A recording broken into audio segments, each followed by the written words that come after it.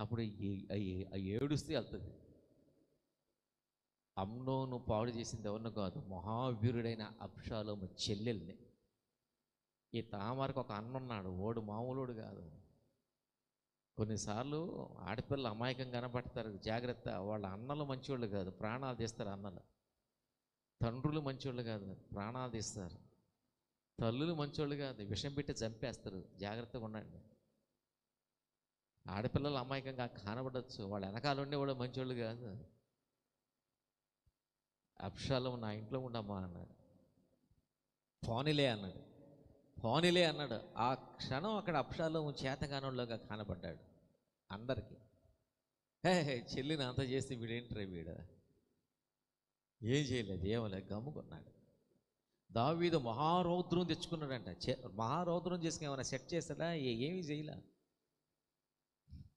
కమ్ముకున్నాడు. కానీ అమ్మ పర్లేదులే, నా ఇంట్లో ఉంటే నేను చూసుకుంటా. చాలా ఇష్టం అబ్షాలోము. 2 సంవత్సరాల తర్వాత అబ్షాలోము తన ప్లాన్ 2 సంవత్సరాల దాకా మర్చిపోలా, కడుపులో పెట్టుకునే ఉన్నాడు. 2 సంవత్సరాల తర్వాత తన ప్లాన్ అమలు చేశాడు.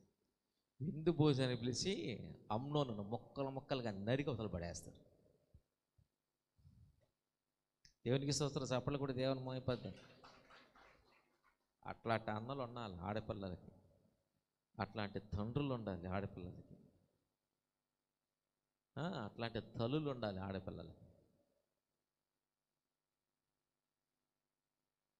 దేవునికి స్తోత్రం. సరే, ఆ తర్వాత సరే తామారు అబ్షాలోము దగ్గర ఉంది.